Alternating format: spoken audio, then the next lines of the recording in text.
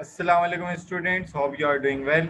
जैसा कि आपको मालूम है कि हमने issuance of shares and debenture का टॉपिक स्टार्ट किया था और उसके अंदर हमने बहुत सारी चीज़ें डिस्कस की थी, जिसके अंदर हमारे पास कंपनी कंपनी के फीचर्स और टाइप्स ऑफ कंपनी हमने डिस्कस किया था।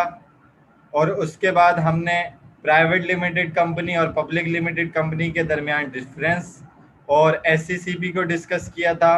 कुछ टर्मिनोलॉजीज थी जैसे कि certificate of incorporation, memorandum of association, article of association, इनको डिस्कस किया था।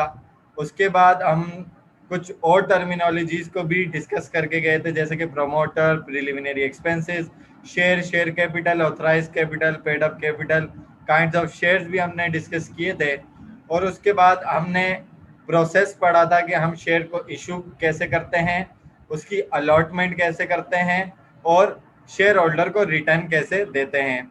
और फिर उसके बाद हमने accounting of shares application and allotment के हवाले से पढ़ा था कि जब भी हम पार वैल्यू के ऊपर शेयर्स को इशू करते हैं और उसकी अलॉटमेंट करते हैं तो उसके कितने केस होते हैं। तो हमने उसके 3 केस पढ़े थे, फुली सब्सक्राइब, ओवर सब्सक्राइब और अंडर सब्सक्राइब केस। तो आज के लेक्चर में हम क्या डिस्कस करने वाले हैं वो मैं आपको बताऊंगा कि जो हमने पिछले लेक्चर के अंदर ये 14 पार्ट जो fully subscribe issuance at par वाला पार्ट है कि हम जब भी शेयर पार वैल्यू पर इशू हो और वो फुली सब्सक्राइब हो जाए, यानी कि जितना बेचना चाहें और उतना ही बिक जाए। उसके बाद जो दूसरा केस है, यानी कि पार वैल्यू पर शेयर्स को इशू करें लेकिन ओवर सब्सक्रिप्शन हो जाए, यानी कि एप्लीकेशन ज्यादा आ जाए। और तीसरा केस अंडर सब्सक्राइब, यानी कि पार वैल्यू पर इशू करें लेकिन पब्लिक कम खरीदे। तो इन तीनों की एंट्रीज के ऊपर बात की थी हमने। इन तीनों केसेस किए इन तीनों केसेस के हम लोग न्यूमेरिकल्स जो हैं आज के लेक्चर में डिस्कस करने वाले हैं, ताकि आप लोगों को अच्छे तरीके से समझ में आ जाए और इसके अंदर जो भी चीजें ऊपर नीचे होंगी और एग्जामिनर आपको घुमाने की कोशिश करेगा तो वो भी मैं आपको बताऊंगा।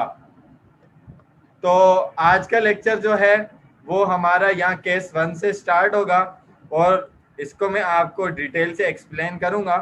तो वो कह रहे हैं कि पहले केस में इशूड एट पार वैल्यू पर हम इशू करेंगे जब आपके पास जो शेयर्स हैं वो फुली सब्सक्राइब हो जाएं, यानी कि जितना बेचना चाहते थे सब के सब बिक जाएं। तो क्वेश्चन में कह रहे हैं Kamran textile issued the following shares having a par value of ₹10, यानी कि उनके शेयर की पार वैल्यू कितनी है या फेस वैल्यू कितनी है, 10 रुपए। उनका एक शेयर 10 रुपए का है। On March 1 the company offered 50,000 shares, company ने 50,000 शेयर ऑफर किए, ठीक है ना। And receive application for 50,000 ordinary share, यानी कि कंपनी जो है सिंपल अल्फाज में 50,000 शेयर बेचना चाहती थी और पब्लिक की तरफ से एप्लीकेशन भी 50,000 की ही रिसीव हुई है और शेयर्स ऑफ ₹10 ईच, 10 रुपए का एक शेयर है।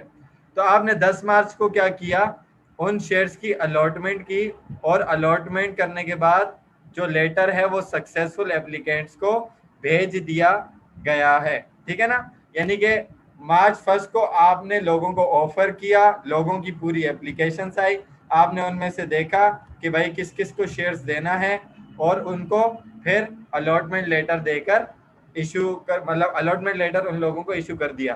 तो इसकी हमने एंट्रीज बनानी है। तो हमने पिछले लेक्चर में डिस्कस किया था कि फुली सब्सक्राइब वाले केस की 2 ही एंट्रीज बनती हैं, जो कि आज हम यहाँ पर बनाने वाले हैं। तो give entries in the journal of the company. Journal का पूरा पैटर्न तो हमने नहीं बनाया क्योंकि बच्चों को आता है।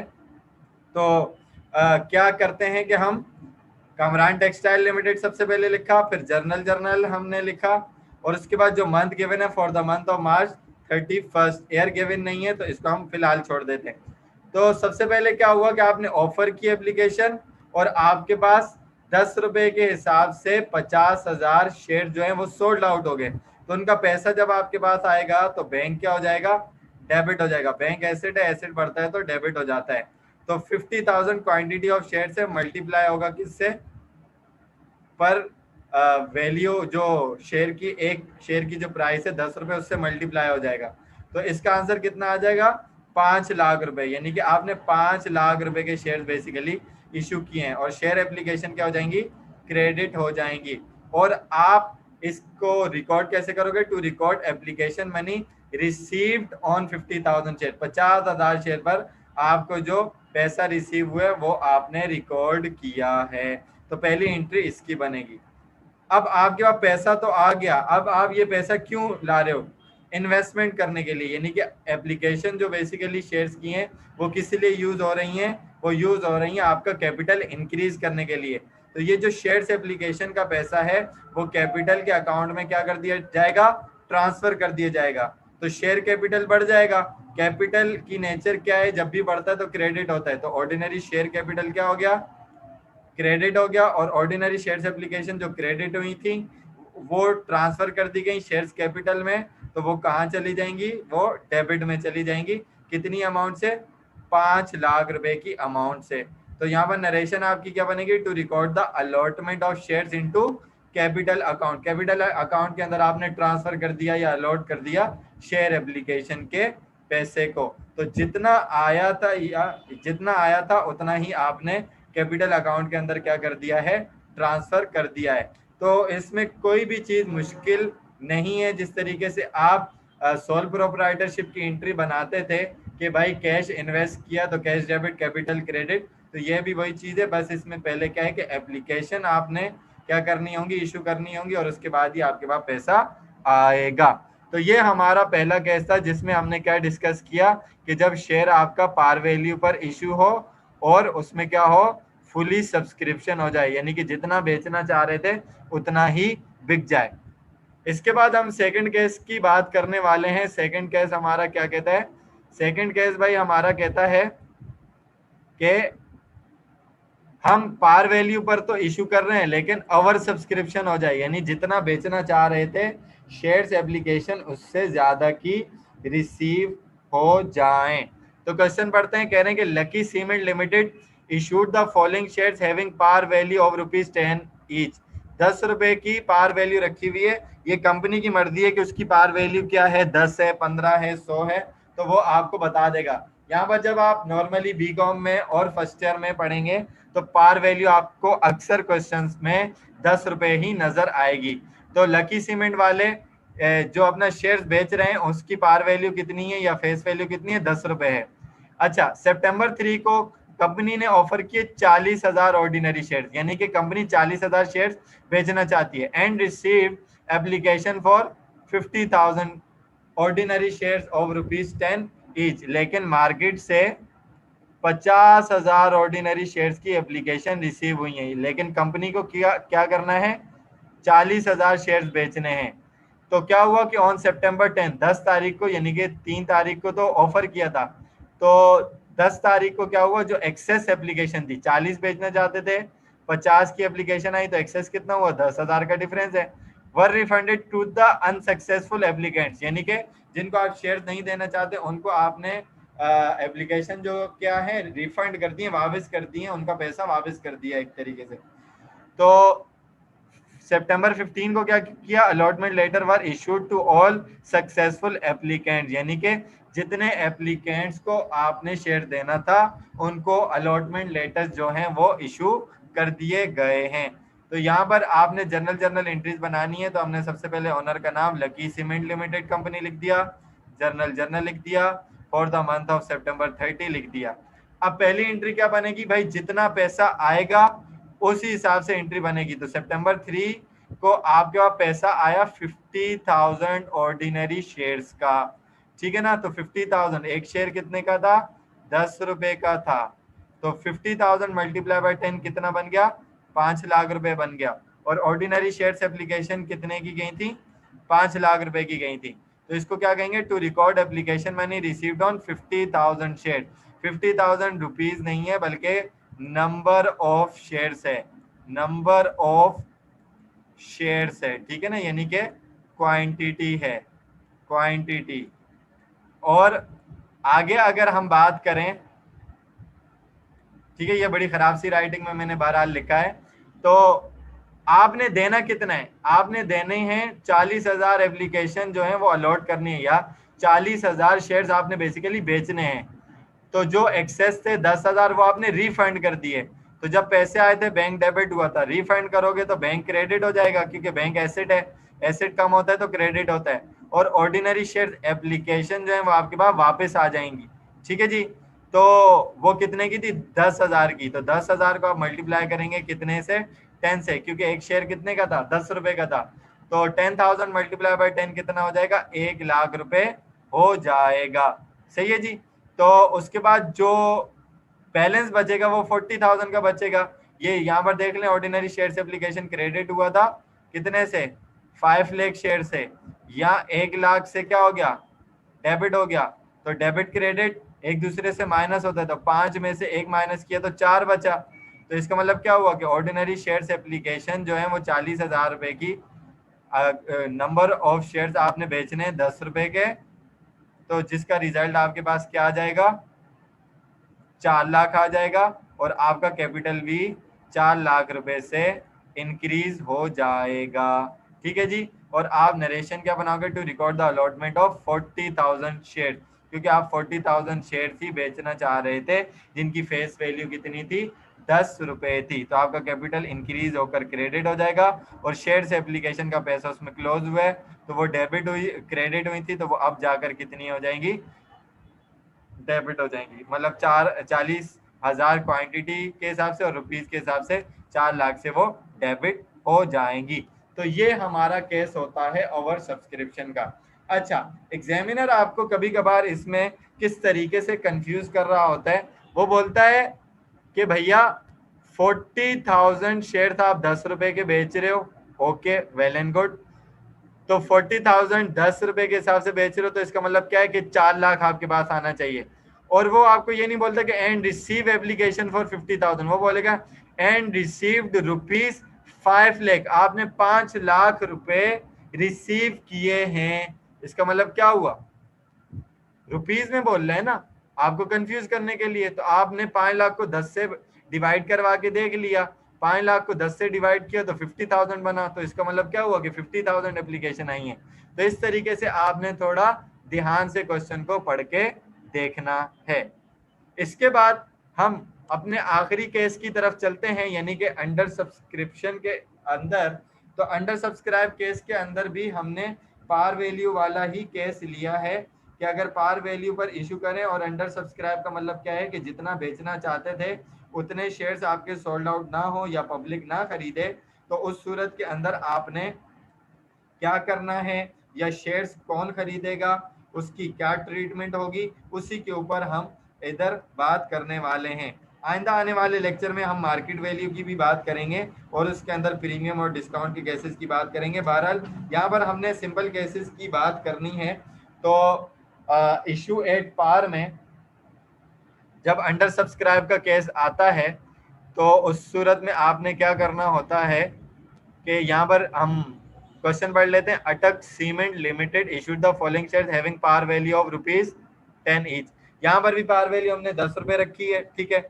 अगस्त 1 को क्या हुआ? द कंपनी ऑफर्ड, कंपनी ने ऑफर किए 80,000 शेयर्स एप्लीकेशन। ठीक है, यानी कि मैं कंपनी चाह रही है कि 80,000 शेयर बिक जाएं 10 रुपए के, मल्टीप्लाई किया तो 8,00,000 मेरे पास पैसे आ जाएं। अच्छा, इन्वेस्टमेंट हो जाए, कैपिटल आ जाए।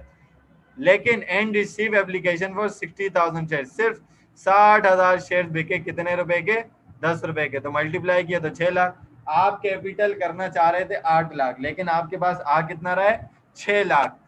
तो क्या हुआ? अगस्त 7 को allotment letter were issued to successful applicant, यानी जो सक्सेसफुल एप्लीकेंट थे 60,000 शेयर्स जिन्होंने एप्लीकेशन दी थी, उनको तो आपने दे दिया।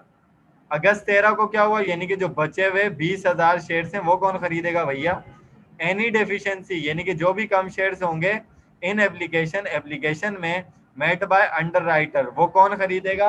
अंडर राइटर्स खरीदेंगे। और मैंने आपको बताया भी था पिछले लेक्चर के अंदर के अंडर राइटर कौन होते हैं। जब भी शॉर्ट एप्लीकेशन का केस होता है तो अंडर राइटर उस गैप को पूरा कर रहे होते हैं। तो वो अंडर राइटर कौन होता है?